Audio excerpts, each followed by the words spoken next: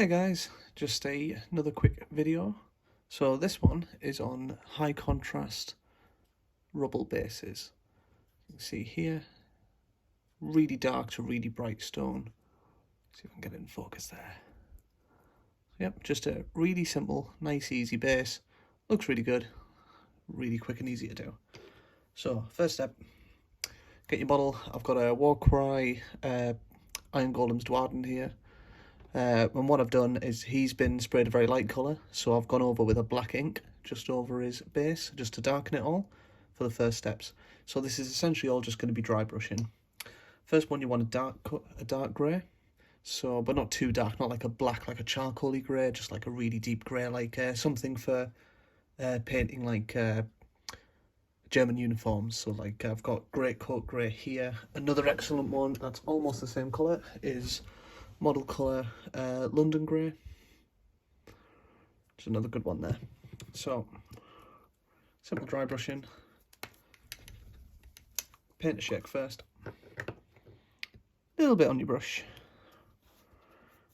Now this one's going to be quite a heavy dry brush, so I'm just going to get quite a bit of paint. I do apologise, this paint pot is very nearly empty, so quite a bit on my brush, just work it out there. And then I'm just going to get it, and I'm just going to quite heavily paint it on there, over the top, just to bring that colour a bit more into the grey. Just give that all over, quite a heavy dry brush.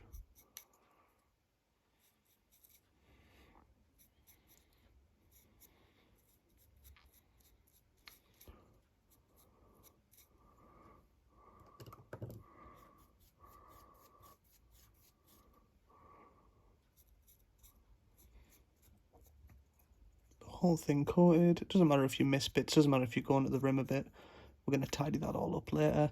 And it doesn't matter if you get any on the model, you can tidy that up with your undercoat later. I like to do my bases before I start painting, but this is always going to be personal preference, isn't it, on that one? Just because I hate doing a foot like that and then getting grey on it at the end. Much easier to fix the base than it is to fix the model, I find, in most cases. So there we go. There's that one done. Next one, going to be a lighter dry brush of Celestia Grey from Games Workshop. A little bit out onto your palette. Don't add any water for dry brushing. If you want it to be a nice, thicker, gloopy paint, get some on your brush. Now work this one a bit more into your kitchen roll to get as much of the paint off. And then just very gently over the top. You want to make sure that this one leaves some recesses, but that it does coat everything in this nice lighter grey, but you still want that really stark contrast down to the blackish greyish colours beneath. Since this is going over a dark undercoat, you get that nice contrast. That's why we always darken it first. If you find that it's not coming out dark enough, you can always put some null oil over the top when it's done, but I usually find this is just fine how it is here.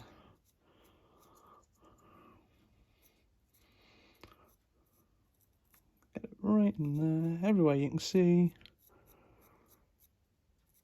Easy goes. So, last step. You might notice that I'm not washing my brush in between these, because it really does not matter with this one, because it's all just going to be blended greys anyway. Just if you put in, so for these ones I'm getting them out of dropper bottles, if you're putting your brush back into paint, I would always wash it in between if you were going straight from a pot like with this. But when you're getting out of a dropper bottle and you're just doing a blended dry brush like this, I don't think it really matters. So a bit of white, using foundation white, cold white even, I think they've renamed it, from Vallejo model colour. And you want to really, really work this one, all the paint off, as much as you can, a little bit more. So you're almost mixing the paint with the grey on your brush there. Then what you do, you get it over and then just very lightly, like almost just sort of run the dry brush over it, but don't put any downward pressure on, just very gently. Just want the absolute highest raised edges there.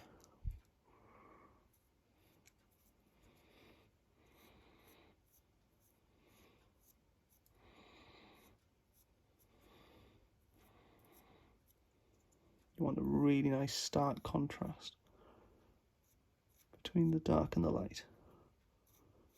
Have a look at the base in different lighting, just so you can see if you've missed any bits, because it is quite noticeable if you don't get the white over the top of any bits. It does stand out quite a bit, like that bit there. Just very gently. You don't want to overdo it with this. If you do overdo it with the white a bit, go back to a bit of a darker grey and build back up again, rather than trying to lighten everything else around it. Or sometimes even just drop a Nuln Oil over the top will darken that little bit down a bit. So that's pretty much it done.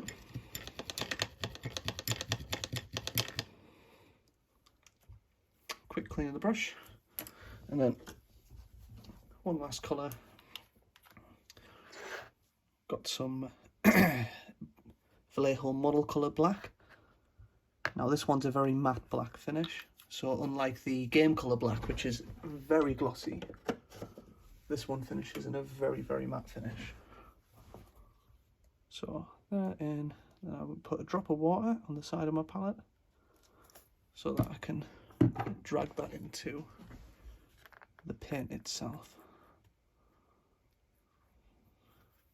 And just another drop actually. There we go. Just get that nice and damp. I'd normally do these in a bigger batch, so I'd normally do a mix up a bit more than this, but you don't need very much to just do one. So then just very neatly around the rim of the base.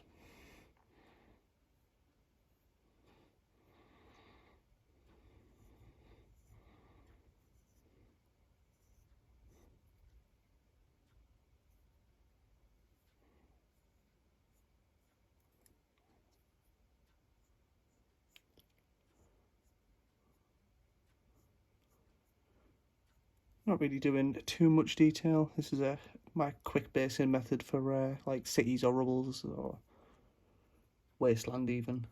Makes it nice and easy. And there you have it. Nice, quick and easy. If I can get it in focus. Quick and easy basing. Nice and high contrast. Beautiful. And let that dry, and that will dry with a nice matte finish base, and you'll end up with something like this. Nice, very quick, 2-minute job for basing. In terms of the actual basing itself, I do two things. I have a little thing of rocks. It's really fine sand, and these make up the rocks in the middle. I'll cover it in Builder's PVA, not craft PVA because that won't stick. Builder's PVA, splash a couple of these little rocks on, and then just play sand, dip the base in, play sand, hit your excess off, done. Let it dry overnight, and then do that. 2-minute jobs, really easy basing. Anyway, cheers guys, enjoy.